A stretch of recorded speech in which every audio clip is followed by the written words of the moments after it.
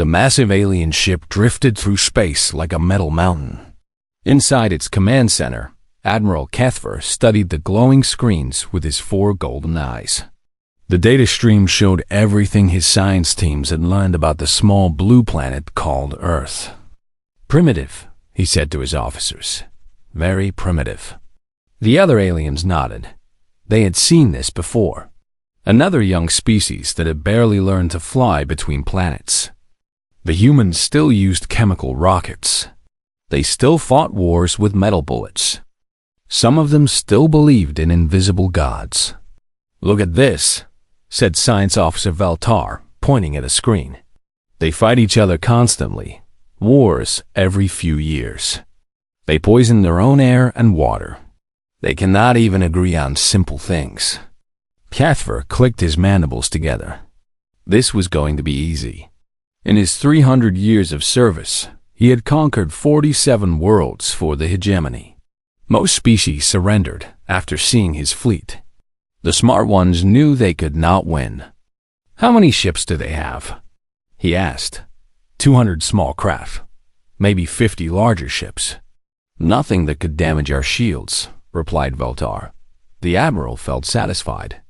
His fleet had 800 ships. Each one was 5 times larger than the biggest human vessel. His weapons could turn entire cities into glass. His shields could stop anything these humans might throw at them. "Send the standard message," he ordered. 72 hours to surrender completely. Far away on Earth, Captain Sarah Chun received the alien message aboard the human flagship, U.S. Defiance. She had been expecting something like this ever since the deep space monitors detected the alien fleet 3 days ago. The message was simple and direct. "People of Earth, we are the Zephyrian hegemony. Your planet has resources we need. You have 72 hours to surrender your world completely. Any resistance will result in total destruction. This is your only warning." Chun played the message for her senior staff. The bridge fell silent. Outside the viewports, Earth looked peaceful and blue. It was hard to believe that death was coming from the stars. "How many ships?" asked Commander Martinez, her second in command. "Our scouts count 800, maybe more behind those."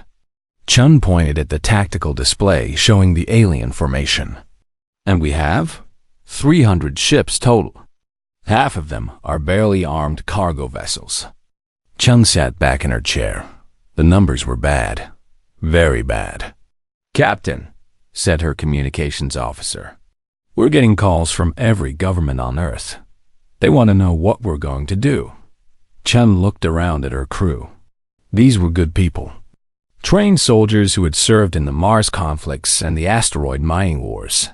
They knew what real fighting looked like. But this was different. This was not humans fighting humans. This was survival of the species. "What do you think we should do?" she asked her crew. The answers came quickly. "Fight. Never surrender. Make them pay for every inch," Chun smiled. She had expected nothing less from these warriors. Humans had never been good at giving up. It was not in their nature. Back on the alien flagship, Kethver was reviewing reports from other conquered worlds. The pattern was always the same. First came denial, then panic, then desperate negotiations. Finally, surrender. Admiral called his communications officer. "We are receiving a response from the humans already. It has only been 12 hours. Usually they take the full time to think about it." Kethver was pleased. Quick surrender was always easier. "What did they say?" The communications officer hesitated. "The message is very short, sir. Just one word." "What word?" "No." Kethver's golden eyes widened. In 300 years, no species had ever replied with just no to his surrender demand. There were always conditions, always negotiations, always fear. "Are you certain that is the complete message?" "Yes, Admiral. Just one word. No." The bridge fell silent. Kethver felt something he had not experienced in decades. Uncertainty. How do you negotiate with someone who simply says no? Perhaps they do not understand the situation, suggested Voltar. Should we send a demonstration? Destroy one of their cities? No, said Kethver. That comes later. First we wait for the full 72 hours. Maybe they will come to their senses. But on Earth, humans were not coming to their senses. They were preparing for war. In every shipyard, workers loaded weapons and supplies. Pilots ran final checks on their fighters. Soldiers cleaned their rifles and checked their equipment. Captain Chun walked through the hangar bay of the Defiance. Young pilots were painting messages on their fighters. Remember Luna. Terra forever.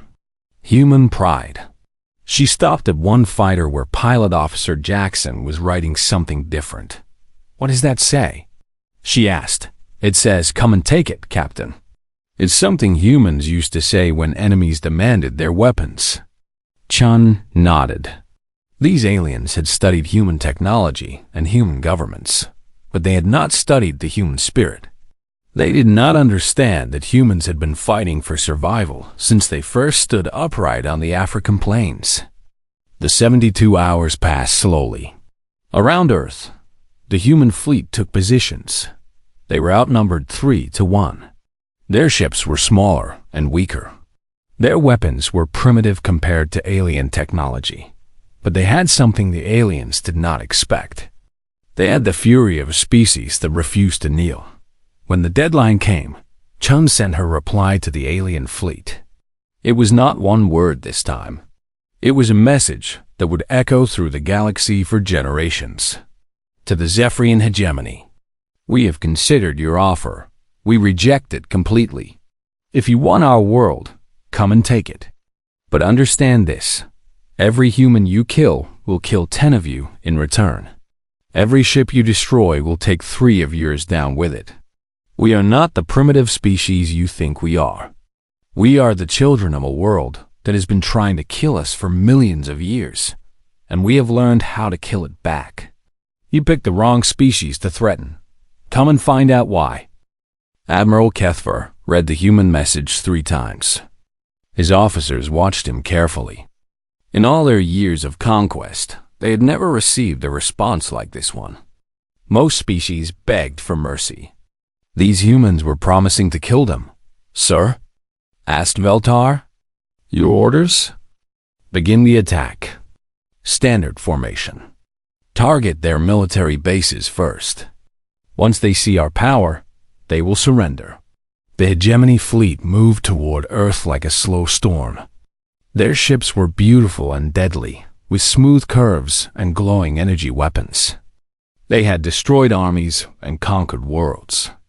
The humans would be no different. Captain Chun watched the alien ships approach on her tactical display. Each enemy vessel was massive compared to human ships.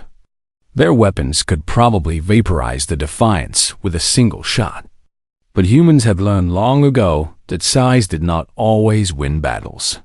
All ships, this is Admiral Chun, she said into her communicator. During the 3-day wait, Earth's leaders had promoted her to overall fleet commander.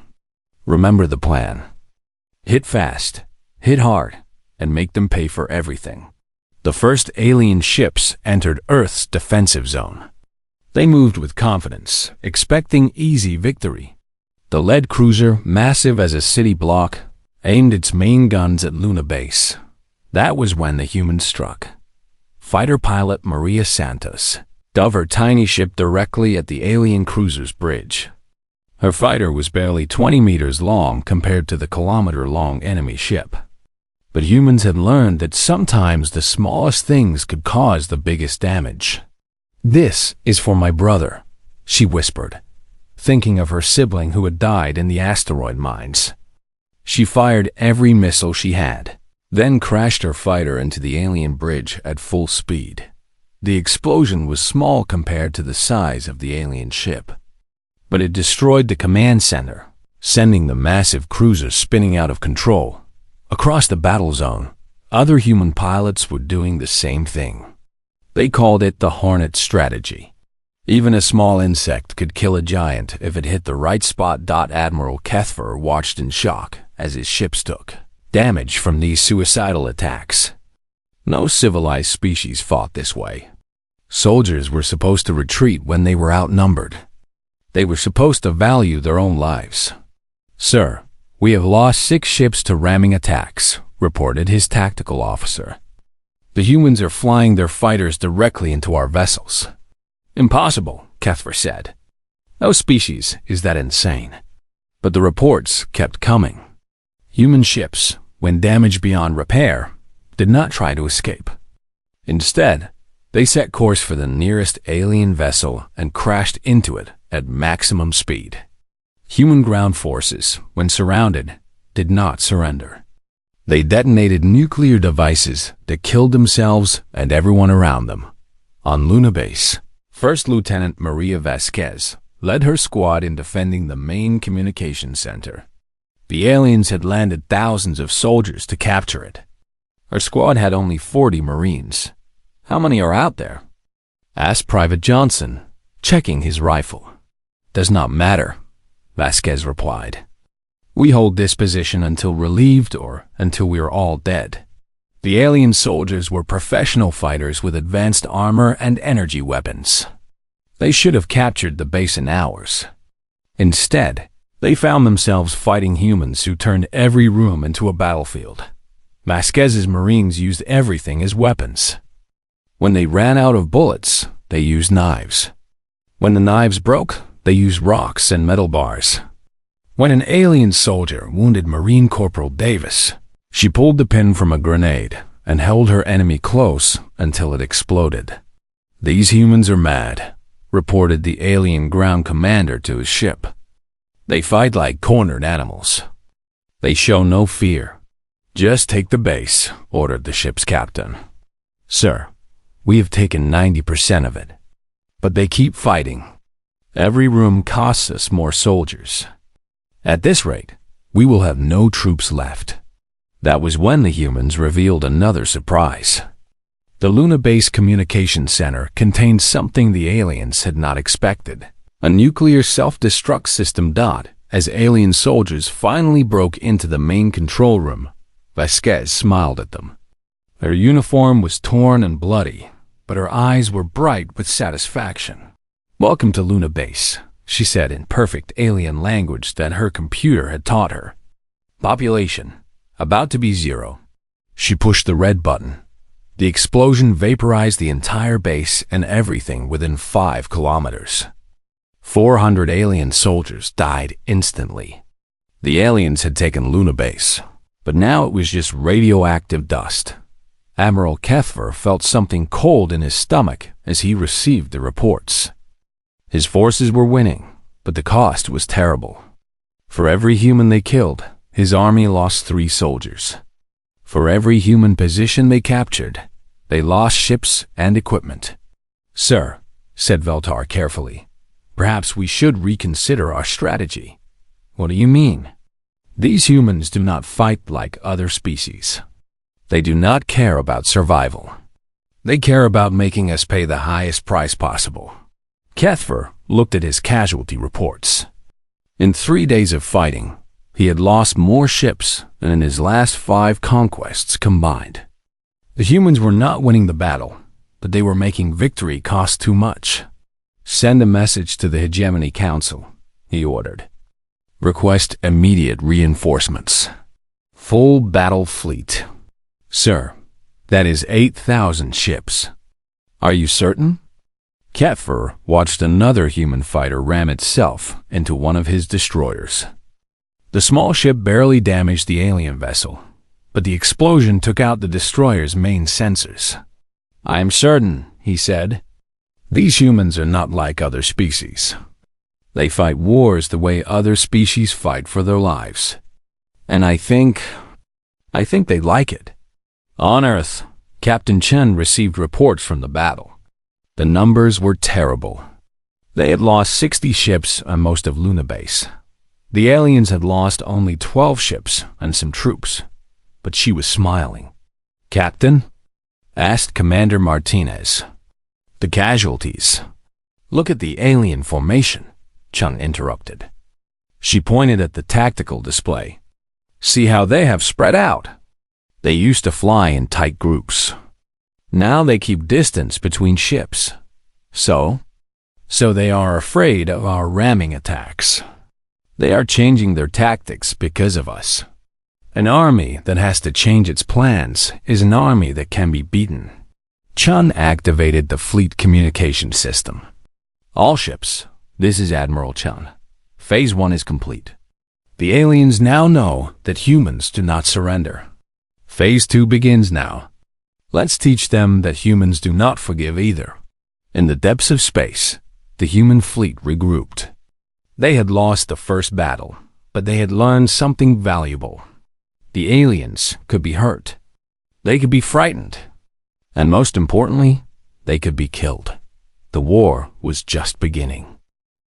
3 weeks had passed since the first battle. Admiral Kethver stood in his command center reading reports that made no sense. The humans were doing impossible things. Show me the weapon analysis again, he ordered. Science Officer Veltar activated the holographic display. It showed a human fighter firing an energy weapon that looked exactly like hegemony technology. How is this possible? Kethver asked. We have only been fighting for 3 weeks.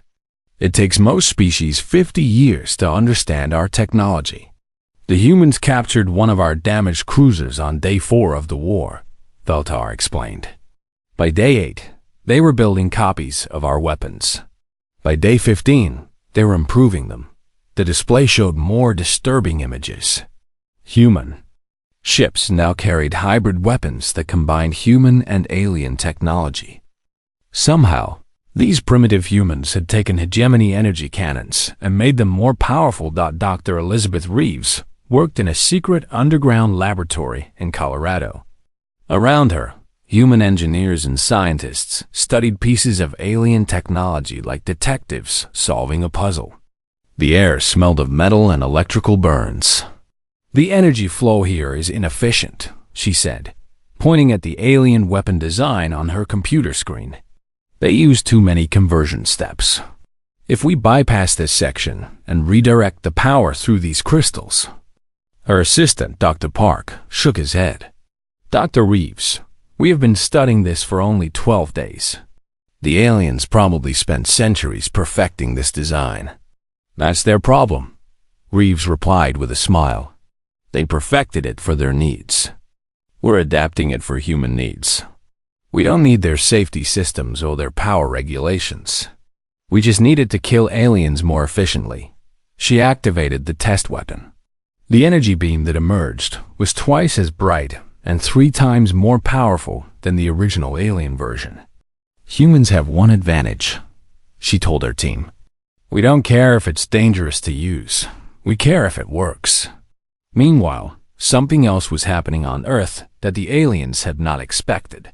The human nations that had been enemies for centuries were working together like they had been allies forever. President Martinez of the Americas spoke with Premier Chun of the Asian Federation and Chancellor Okafor of the African Union. 6 months ago, these 3 leaders had been arguing over trade routes and territory borders. Now they plan strategy against a common enemy. The Europeans are sharing their railgun technology, reported Martinez. The Asians are providing quantum computer designs. Africa is giving us rare earth minerals for free. What about the Middle Eastern Federation? Asked Chun. They have opened their oil reserves to all human forces. No payment required, replied Okafor. It seems that external threats make internal problems seem very small. This was something the aliens could not understand. The hegemony was an alliance of 12 species, but they still competed with each other for resources and political power. Humans, when threatened, became something different. They became one tribe. Colonel James Harrison led a regiment of human soldiers behind enemy lines on the captured moonbase, Titan. His mission was supposed to be simple reconnaissance. But Harrison had a different idea.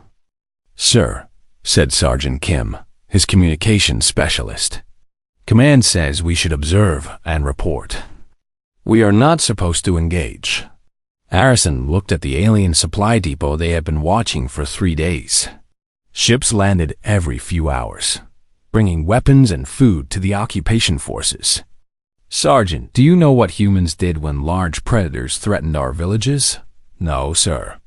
We did not just hide and watch. We hunted them. We tracked them to their dens and killed them while they slept. Harrison smiled. These aliens think they are the predators. Time to show them they are wrong. That night, Harrison's regiment attacked the supply depot with weapons they had built from captured alien equipment and human explosives. They did not try to capture it. They destroyed everything. When alien reinforcements arrived, they found their supply depot burning and 40 alien soldiers dead. The humans had vanished like ghosts, but they left a message written in perfect alien script. We are hunting you now. Admiral Kethfer received the report with growing alarm. How many humans were in this attack? We estimate 50 soldiers, sir. 50 humans destroyed a depot defended by 200 of our troops. Yes, sir. And, sir, there is something else. Intelligence reports similar attacks on 12 other supply bases. All successful, all with small human forces. Kethfer realized something that chilled his alien soul. The humans were not fighting a defensive war anymore.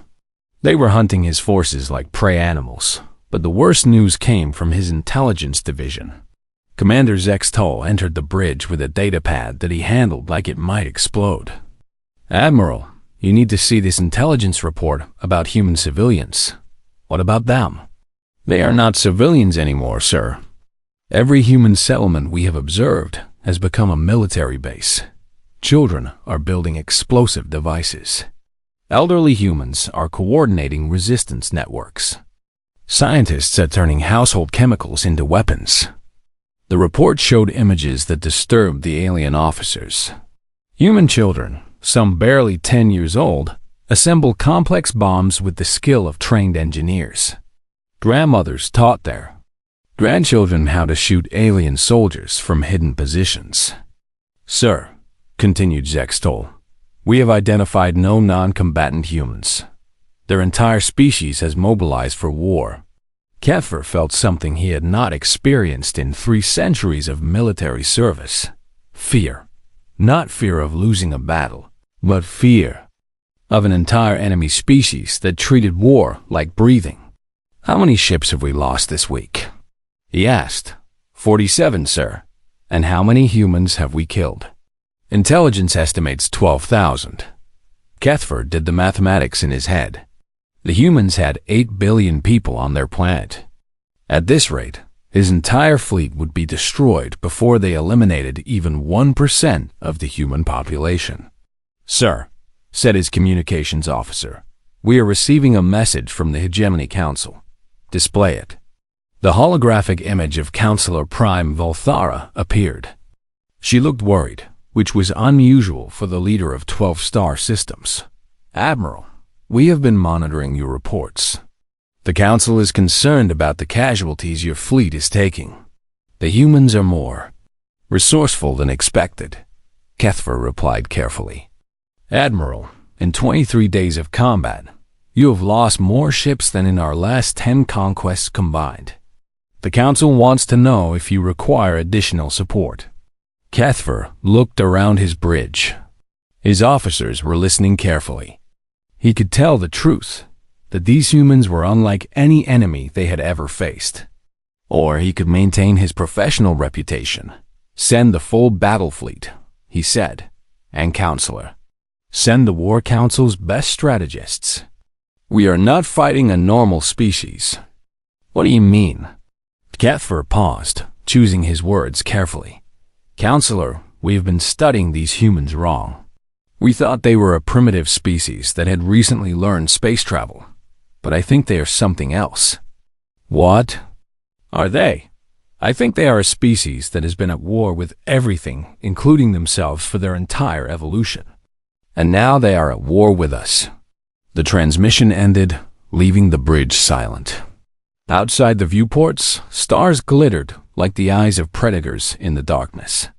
And somewhere among those stars, humans were planning their next attack. 6 months into the war, Admiral Kethver made the decision that would doom his fleet and terrify the galaxy. He was losing too many ships fighting human soldiers. His advisors suggested a new strategy: attack the civilian populations. Break human morale by targeting their families. The humans fight so fiercely because they protect their non-combatants, argued Commander Zextol. Remove that motivation and they will surrender. Kethver hesitated. The hegemony had rules about civilian targets, but these humans were different. Every human seemed to be a potential soldier. Begin bombardment of population centers, he ordered. Target the largest cities first. The alien fleet turned its massive guns toward Earth cities. Energy beams lanced down from space, turning buildings to ash and glass. In one terrible hour, they killed 3 million humans in New York, London, and Tokyo. The aliens expected this to break human resistance. Instead, it removed the last restraints that had been holding humanity back. Admiral Chun received the casualty reports in her command center. Her staff watched her face carefully as she read the numbers. New York was gone. London was burning. Tokyo was a crater. Admiral? Asked Commander Martinez quietly. Chun looked up at her staff. Her eyes had changed. They were cold now, like winter ice. Send a message to all human forces, she said. Total war protocol is now in effect. Martinez hesitated. Admiral, total war protocol means... I know what it means, Chun interrupted. No prisoners. No mercy. No rules except winning. The aliens wanted to fight a real war. Let's show them what humans do when we stop being civilized. The change in human behavior was immediate and shocking. Human ships that had been fighting with discipline and tactics suddenly became something else. They became hunters with no morality except killing. Captain Rodriguez commanded the human destroyer Vengeance. When his ship took critical damage in battle, he did not try to retreat. Instead, he loaded the ship's nuclear arsenal and flew directly into the center of the alien formation. This is for Earth, he transmitted as his ship exploded, taking 6 alien cruisers with it. But the aliens soon learned that human ships were not the worst threat. The worst threat was human creativity turned toward destruction. Dr. Reeves and her team worked around the clock in their hidden laboratory. But they were no longer just studying alien weapons. They were creating horrors that no civilized species would ever build. The biological weapon is ready, she reported to Admiral Chun. It targets the specific protein chains in Zephyrian blood. It will not affect the other 11 hegemony species, but it will kill any Zephyrian in 48 hours. How do we deploy it? Chun asked. We inject it into captured Zephyrian soldiers and release them. They will carry it back to their ships before symptoms appear. Within a week, every Zephyrian in the fleet will be dead. Chun looked at the test results. The weapon was efficient and targeted. It was also completely against every treaty about biological warfare that humans had ever signed. Do it, she ordered. The biological weapon spread through the Zephyrian crews like invisible fire. Admiral Kethvar himself was one of the first to die, choking on his own blood as his alien immune system failed. But humans were just getting started. Lieutenant Sarah Kim led a team of human hackers who had spent months learning alien computer systems. When the hegemony fleet tried to coordinate their attacks, they found their own networks turned against them. I'm inside their navigation systems, Kim reported to her team. I can make their ships fly into each other. Do it, ordered her commander. Across space, alien ships suddenly changed course without warning. The massive vessels crashed into each other like blind giants. Explosions lit up the darkness as ships designed to destroy planets tore themselves apart. General Patricia Wolf commanded human ground forces on Mars. when alien reinforcements landed on the Red Planet, they expected to fight human soldiers. Instead, they found something that would haunt alien nightmares for generations. Wolf had turned Mars itself into a weapon. The human colonies there were built inside the planet's crust, connected by tunnels and hidden bases. When aliens landed, they found the surface empty. "Where are the humans?" asked the alien ground commander. His answer came from below. Explosions erupted under the alien landing sites as humans detonated charges they had been placing for months. The aliens found themselves fighting an enemy that came from the rocks and soil itself, but Wolf's master stroke was the asteroid trap. She had spent weeks moving small asteroids into orbit around Mars, hiding them from alien sensors. When the alien fleet moved in to support their ground forces, she activated the plan. "All units, execute Falling Sky," she transmitted. The hidden asteroids fired their engines simultaneously, accelerating toward the alien fleet.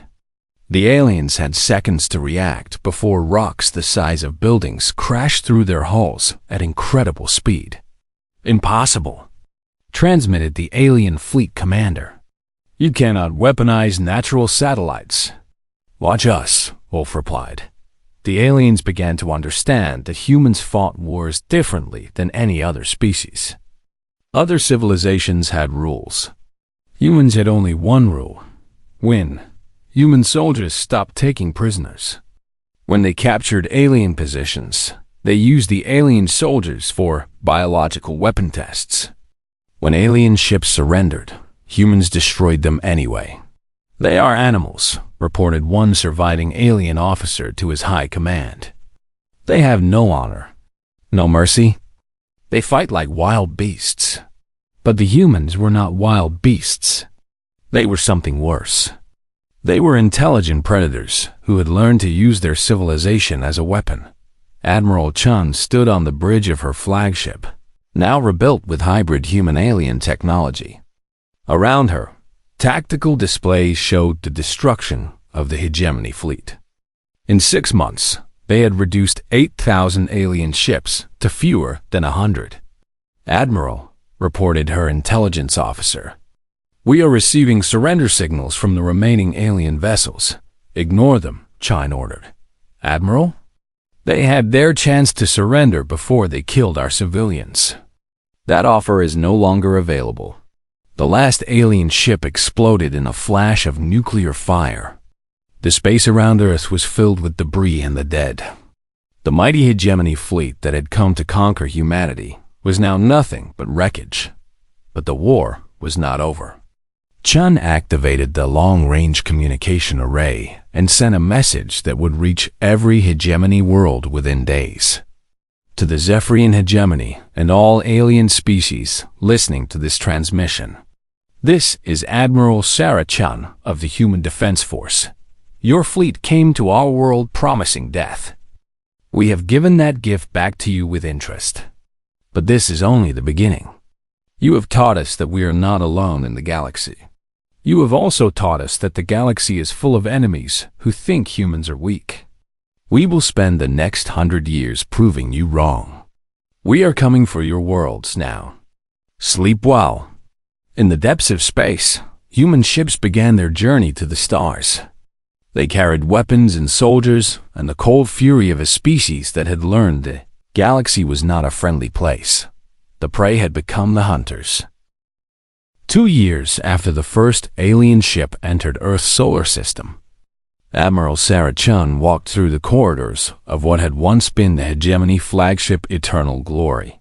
Now it was called Humanity Rising, and it served as the command center for humanity's first interstellar fleet. The war was over. The mighty hegemony that had ruled a quarter of the galaxy now existed only in history books. Of the 8,000 ships that had come to conquer Earth, 23 had survived to see the peace negotiations. Chun entered the main conference room, where the alien representatives waited. They looked very different now than they had 2 years ago. Their proud bearing was gone. Their golden eyes held only fear. The surviving alien Admiral Velthara stood when Chen entered. Her hand shook as she offered the formal surrender documents. "Admiral Chen," Valthara said in careful English, "the Hegemony Council accepts your terms completely. Full withdrawal from your solar system. Reparations for war damages. And—" She paused, clearly struggling with the words. "A galaxy-wide warning about human military capabilities." Chen took the documents but did not sit down. She wanted the aliens to remain standing, to remember who had won this war. "The warning message," Chen said. "Read it aloud." Valthara's voice trembled as she read from the prepared text. "To all civilizations in the galaxy. The species known as humans are not to be engaged in warfare under any circumstances. Do not threaten their colonies. Do not attack their ships. Do not test their resolve. They are the apex predators of the galaxy, masquerading as a developing species. Any civilization that provokes humanity will face total destruction." "And you will broadcast this message to every known species?" Chen asked. "Yes, Admiral. The quantum communication network will carry your warning to over 3,000 civilizations within 10 days. Chen nodded. She looked out the massive viewport at the human fleet assembled beyond. Hundreds of ships built with hybrid human-alien technology, each one capable of destroying entire fleets, but more were being built.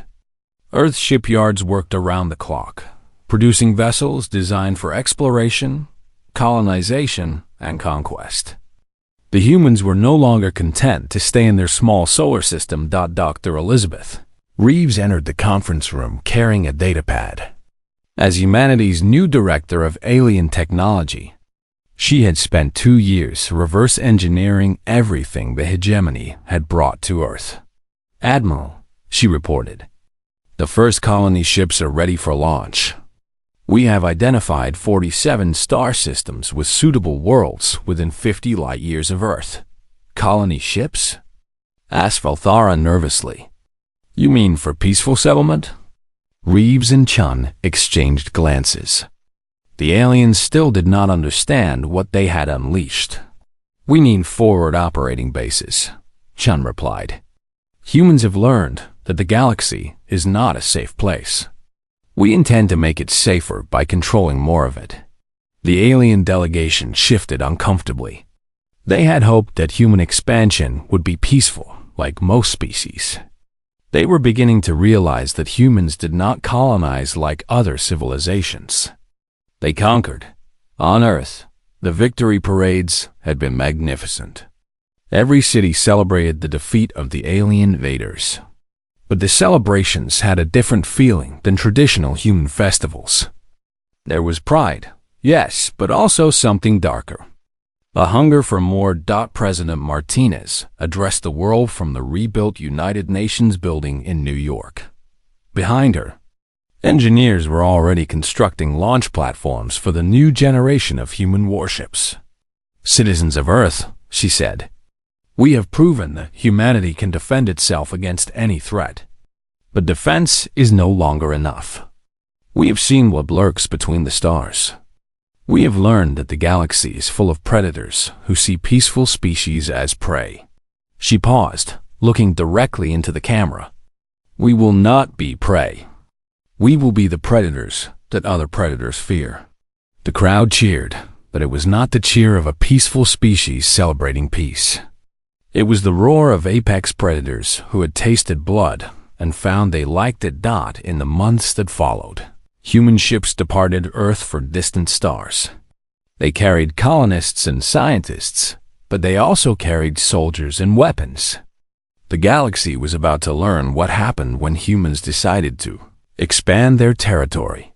The first alien species to encounter human colonists were the peaceful Alterans. They had built a small research station in what they thought was an empty system. When human ships arrived, the Alterans prepared to welcome these new neighbors. Instead, they received a simple message. "This system is now under human protection. You have 24 hours to evacuate. The Alterans tried to negotiate to explain that they had been there first. The human response was direct and final. 23 hours remaining. The Alterans evacuated. They sent complaints to the Galactic Council, but no one wanted to confront humanity. The warning message had been very clear about what happened to species that opposed humans. Back in the conference room of Humanity Rising, Admiral Chun was finishing the peace negotiations. But these were not normal peace terms. They were the conditions of total surrender. The hegemony will provide detailed star maps of all known civilizations. Chan read from her list. You will share all technological data with human research teams. You will establish trade agreements favorable to human colonies. And most importantly, you will serve as advisors in our expansion across the galaxy. Valthara signed each document with shaking hands. Admiral, may I ask a question? Ask. Why do you need advisors for expansion? Your species seems very capable of taking what it wants. Chun smiled, but it was not a warm smile. Because you aliens know where all the good planets are. You know which species are weak and which ones might fight back. You know the trade routes and the resource deposits. You are going to help us build a human empire that spans the stars. And if we refuse, then you join the 99% of your fleet that is already dead. The alien admiral signed the final document without another word. 3 months later, the young Zephyrian cadet Kexvar asked his instructor a question that military academies across the galaxy were struggling to answer.